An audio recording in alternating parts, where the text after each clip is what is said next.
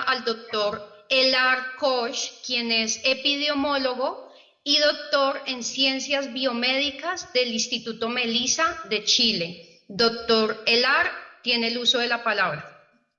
Hola, ¿cómo están? Saludos desde acá, desde Chile. Estoy acá. Y voy a referirme ahora, digamos, a estrategias de control de la pandemia. Aquí lo que... Ayer mi señora me decía, ¿qué vas a hablar en 5 minutos tú? Y yo le dije, bueno, voy a hacer lo que pueda, pues en 5 minutos tendré que presentar algo. Así que bueno, decidí partir con esta gráfica. Lo que vemos acá es la incidencia de COVID-19 en la tasa de mortalidad por millón. La línea roja que ustedes ven acá es la Unión Europea y las líneas verde y azul son Japón y Bangladesh. Y son dos estrategias distintas de manejo de la pandemia. En la primera tenemos una estrategia basada en vacunación masiva con medidas restrictivas, con medidas, digamos, de pases de movilidad, cierres de colegios de acuerdo a los brotes, cierres de fronteras, etc.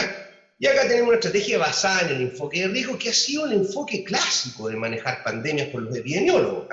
Esto no es nada nuevo. Sin embargo, aquí cuando apareció el COVID-19, hubo mucho miedo, mucho susto, mucho pánico, y se instaló obviamente en la mayoría de los países esta estrategia basada en vacunación masiva y en restringir la movilidad de las personas, cerrar fronteras, etc. Cuando yo hablo de estrategia, bueno, uno podría decir cuáles son las características de esta estrategia. Fronteras, como les dije, cerradas frente a brotes, en la estrategia basada en enfoque de riesgo abiertas, vacunación y medidas de protección a toda la población, las medidas de protección más estrictas en la estrategia basada en enfoque de riesgo, solo a la población de riesgo, adultos mayores, personas con enfermedades crónicas, etc.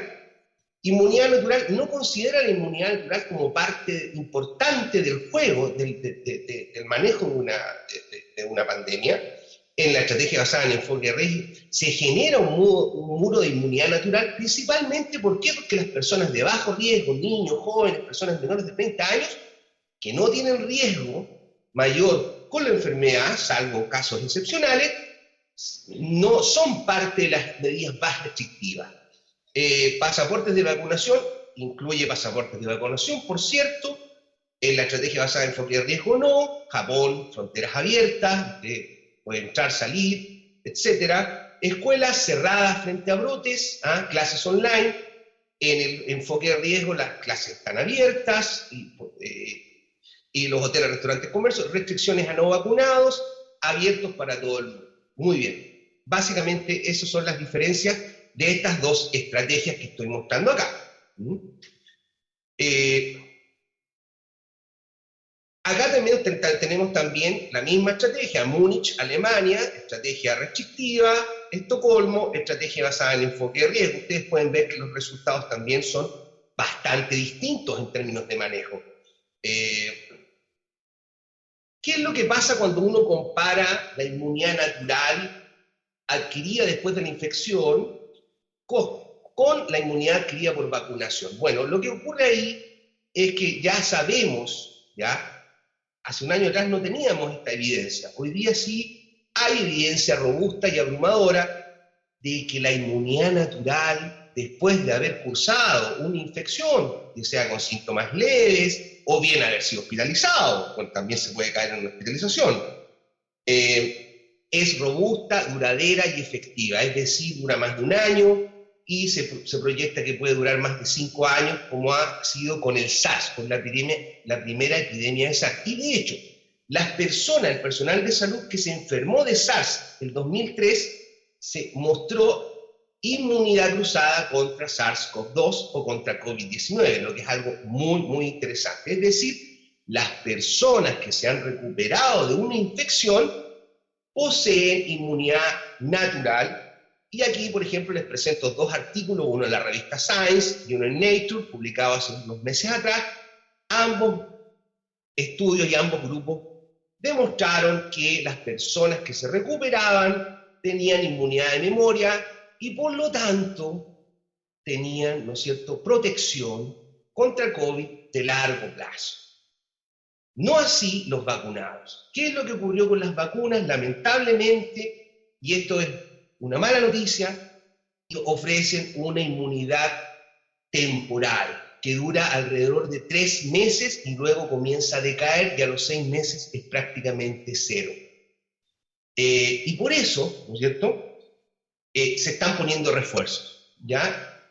Hoy día se está hablando de refuerzos cada 6 meses, pero ayer ya salieron algunas editoriales donde los refuerzos de vacunación van a tener que ser cada 3 o 4 meses debido a este waning o decaimiento de la inmunidad inducida por vacunas.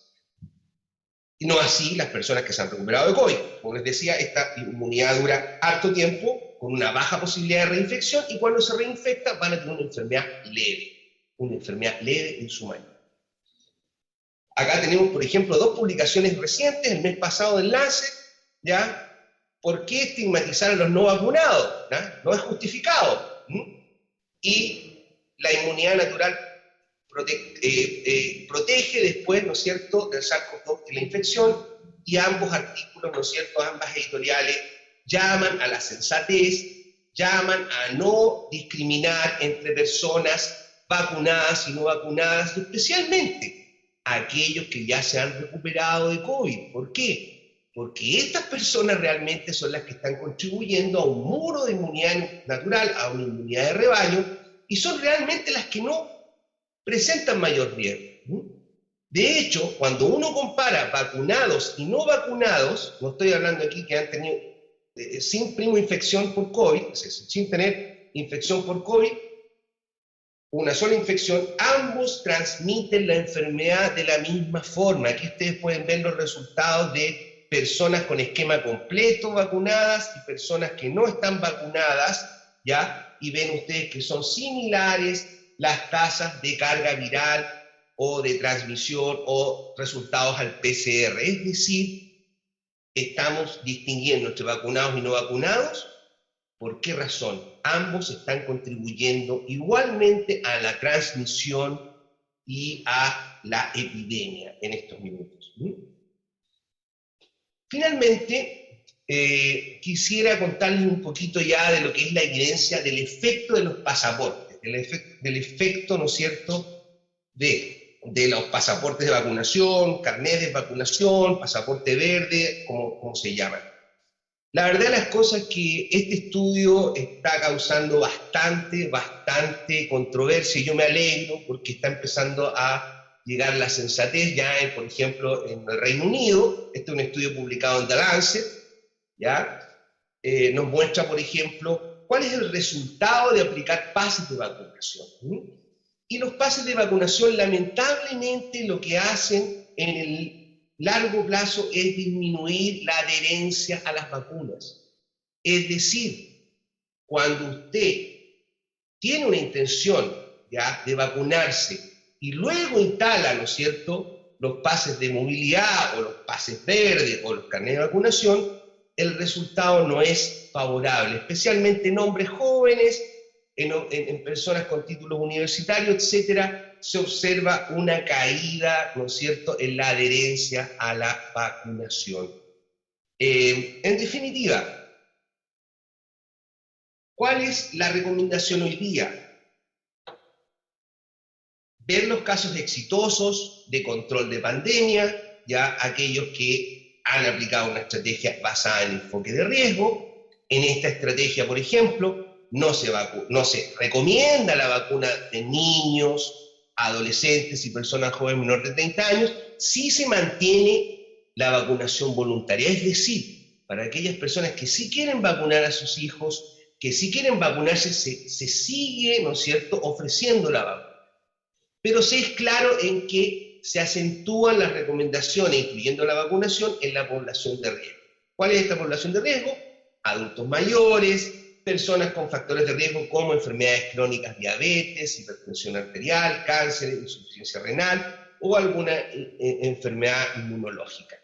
Así que, ¿cuál es la recomendación que yo les podría hacer? Y yo creo que esta discusión que ustedes están teniendo hoy día es sumamente importante, no solo para Colombia, sino para toda Latinoamérica, donde yo creo que esta discusión se tiene que dar, porque la evidencia científica más reciente La mejor evidencia científica disponible hoy día sugiere que una estrategia basada en vacunación masiva, con medidas restrictivas, incluyendo pasaportes verdes, incluyendo carnet de vacunación, no va a controlar la epidemia y solo va a crear una división, una falsa división entre personas vacunadas y no vacunadas, cuando ambas están contribuyendo en el mismo nivel a la expansión de la epidemia. Por esta razón, pienso yo que ojalá ustedes puedan considerar esta evidencia que les estoy presentando, evidencia epidemiológica, ¿ya? Y puedan ustedes adaptar una estrategia de enfoque de riesgo, ojalá, con sus autoridades sanitarias, sus epidemiólogos, para poder realmente salir de esta epidemia y volver a la normalidad, volver a que nuestros países y nuestras sociedades vuelvan a caminar, vuelvan a una actividad económica, ¿no es cierto?, vuelvan a preocuparse de otros problemas que están hoy día ocasionados por estos 2 años de pandemia, con cierres, con cuarentenas, etc. Por último, aquí hablaron de vacunación de niños. Hoy día la última evidencia disponible nos muestra que hay riesgo de miocarditis, y este riesgo de miocarditis o pericarditis es mayor que el riesgo de hospitalización y de muerte por COVID-19 en niños y adolescentes. Estoy hablando de cuál es la incidencia hoy día. Acaba de salir un estudio alemán de más de 13 millones de personas y mostró claramente cuáles eran las tasas de riesgo. Estamos hablando que un niño o adolescente desde los 0 a los 17 años tiene un riesgo de muerte de 3 por millón. 3 por millón. Y un riesgo de UCI, de caer en la UCI, de 8 por millón. Estamos hablando de un riesgo mucho más bajo de que el riesgo de miocarditis inducido por vacuna. Lamentablemente, las vacunas inducen un riesgo mayor, que es 4 a 5 veces mayor que la incidencia de estos problemas provocados por el COVID. Así que la recomendación, tal como lo está haciendo Japón, tal como lo está haciendo Bangladesh, tal como lo está haciendo Estocolmo, es no vacunar niños ni adolescentes, y ojalá personas menos de 30 años. Dado que el riesgo de efectos adversos de las vacunas va a ser mayor, y esto siempre sucede cuando se usan vacunas en forma masiva. ¿Ya? Estas vacunas tienen muchas fugas y por algo se están poniendo refuerzos ahora ya cada 6 meses, cada 3 meses, cada 4 meses. Como epidemiólogo les puedo decir, usar vacunas con fugas en medio de una pandemia no es una buena idea. No es una buena idea. Estas no son las mismas vacunas que conocemos nosotros. Sarampión, poliomielitis, parotiditis, rubiola. Todas estas vacunas que nosotros conocemos, que nos han dado tantos beneficios, son vacunas casi sin fugas. Es decir, estas vacunas sí realmente cuando usted las usa, detiene una pandemia, evita una epidemia. ¿Y dónde la usa? Generalmente en población de riesgo. Si ustedes se fijan, generalmente vacunamos a niños, ¿no es cierto?, en la etapa escolar con estas vacunas de primera generación y logramos incluso erradicar enfermedades como la poliomielitis. Entonces, no confundir estas vacunas, ¿no es cierto?, estas vacunas que sí son efectivas disminuyendo transmisión y disminuyendo contagios y evitando enfermedad, con estas otras vacunas que solo mitigan, es decir, solo ayudan a que la enfermedad sea menos grave y por lo tanto deben usarse en poblaciones de riesgos, en poblaciones acotadas. Y eso va a evitar complicaciones por efecto adverso, va a mantener la adherencia de la población a la vacunación y no vamos a tener los problemas que se están viendo hoy día en la Unión Europea, donde hay protestas masivas debido a que ellos sienten que se les está coaccionando de alguna manera, obligando a vacunarse, ya sabiendo ya que toda esta evidencia que existe, ¿no es cierto? Y como les decía, no confundir vacunas contra COVID hoy día contra las vacunas clásicas, son cosas muy distintas. Muchas gracias. Muchas gracias por su valiosa presentación, doctor.